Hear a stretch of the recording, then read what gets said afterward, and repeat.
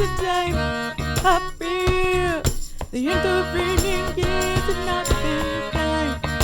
One day you lose a step, next day a little more. No panic and regret. Are you glad it's done?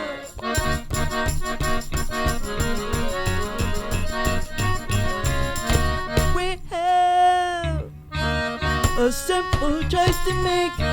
The man, the decline, the work to live with grace. The metamorphosis, the dispossession of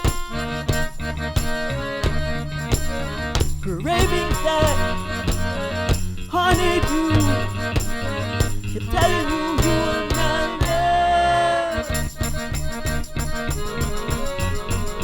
What are we never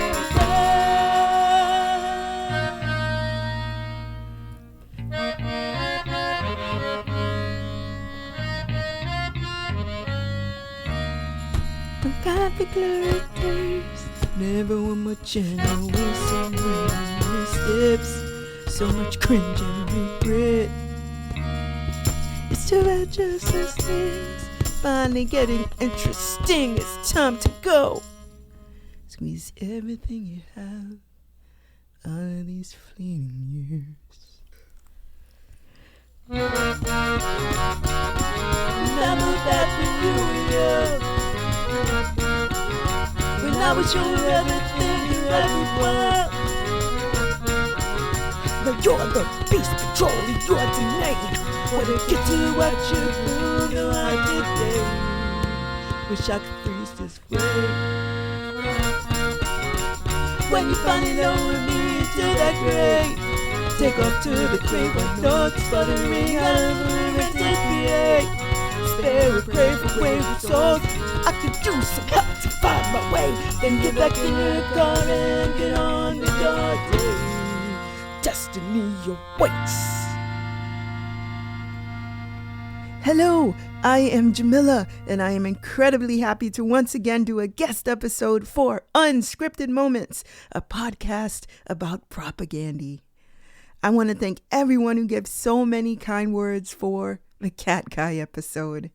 Today's episode is covering Rented PA, the fifth song or the third to last song on side A of Propaganda's latest album, At Peace. Before we begin, I want to take a moment to lift up Assata Shakur, who has met the ancestors. As I was preparing for this episode, I was informed of the news of her passing. Those who are appreciators of propaganda most likely are familiar with her. An elder comrade who has been targeted by the U.S. government for decades, including this year. She took her last breath in the arms of Cuba and away from the belly of the imperial beast. May the work she did inspire all who aim to organize and work for justice. I implore anyone who is not familiar with her to read her autobiography. As we move into the episode, I want to give a few quotes from our now ancestor that we should take with us constantly. 1. Nobody in the world, nobody in history has ever gotten their freedom by appealing to the moral sense of the people who were oppressing them. 2. People get used to anything. The less you think about your oppression, the more your tolerance for it grows. After a while, people just think oppression is the normal state of things. But to become free, you have to be acutely aware of being a slave. And 3, no one is going to give you the education you need to overthrow them.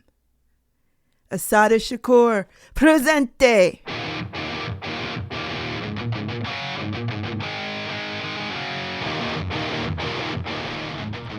I suppose if one were to describe this song with one word, it would be impermanence.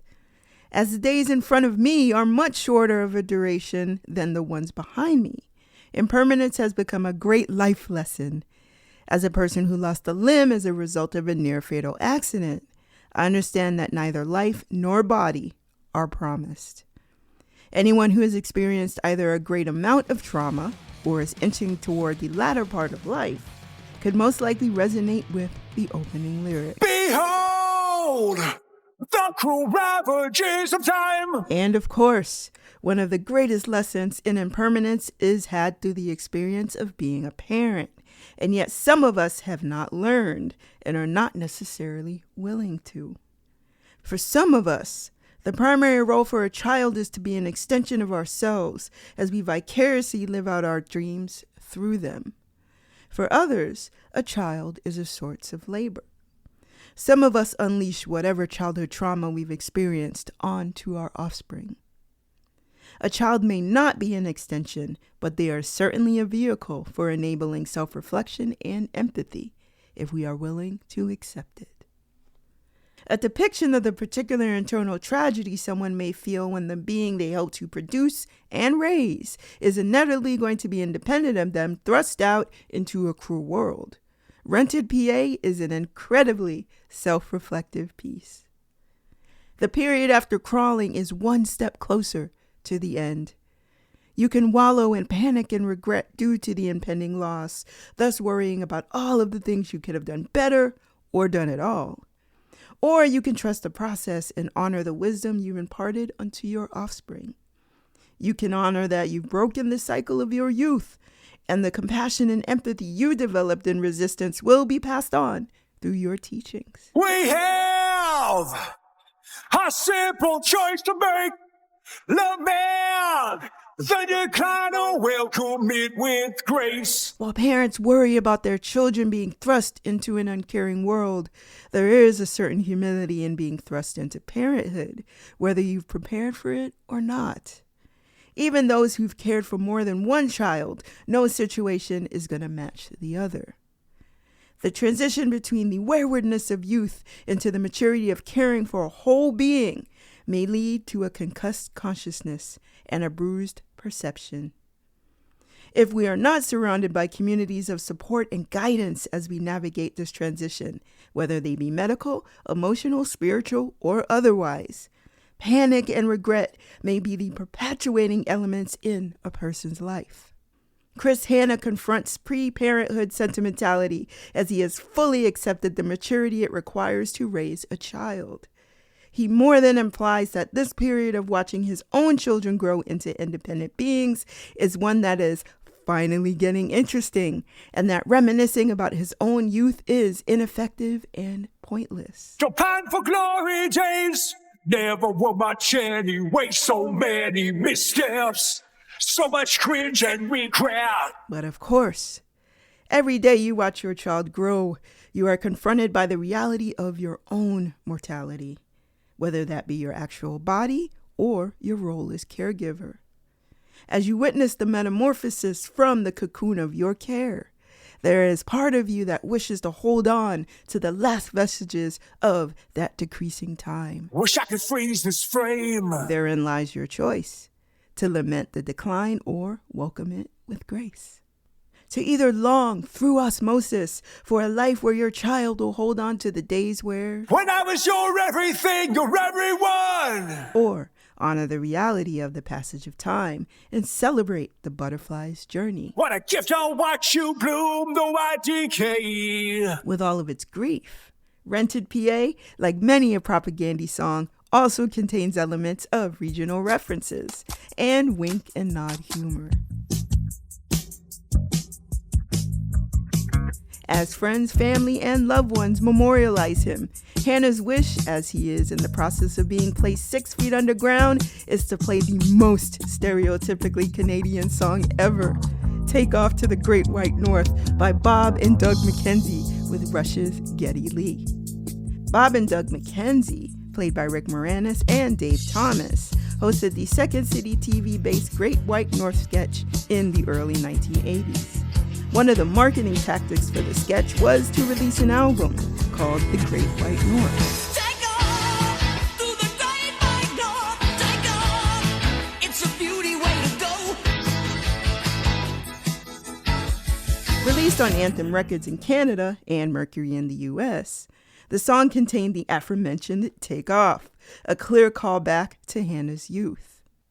Returning to the primary theme amid the humor is a request to eschew extensive grieving for a lost life, as the greater gift for the deceased would be for those who are still here to pursue dreams into humanistic realities, never squandering away ours. Destiny awaits. Upon initially listening to the song, I interpreted it to be about an elder in the punk and hardcore scenes, speaking to the youth, a passing of the torch, if you will. I interpreted it as someone saying, don't make the same mistakes our previous generations ended up making with its unchecked nihilism, its patriarchy, its sloganeering against authority, as many of the elders in the scenes succumb to right-wing ideologies. As things are finally getting interesting, with people who have been historically marginalized having larger platforms to address systemic contradictions, we are seeing the erosion of third spaces, as well as more pronounced organized resistance to these voices. It's too bad, just as things are finally getting interesting, it's time to go. Squeeze everything you can out of these fleeting years. Despite increasing levels of repression, it is crucial we continue to fight. With this, I will reiterate what was said in the title track, At Peace. In spite of endless war, extinction-level events, depredation, and plague, every one of your ancestors survived to reproductive age. There's also the Bruce Cockburn lyric from Lovers in a Dangerous Time, which was quoted in At Peace. Nothing worth having comes without some kind of fight. Gotta kick at the darkness till it bleeds daylight.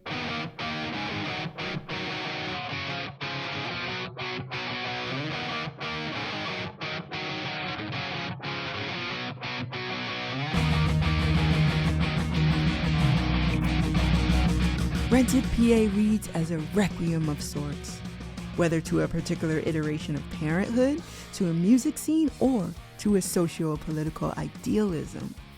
Simultaneously, not unlike other songs on At Peace, it also reads as a love letter of sorts. As organizers, artists, and activists, our work should never be focused solely on the here and now. Anything we do has to be with the understanding that any victories that occur now, whether small or large, are always going to impact future generations. Whether we be parents, siblings, aunts, uncles, cousins, caretakers, loved ones, or even strangers, the youth are looking at us. It is imperative we strive to create a world better than the one we entered. Thank you again for listening. May we ourselves remember those who positively impacted us in our youth and continue their work.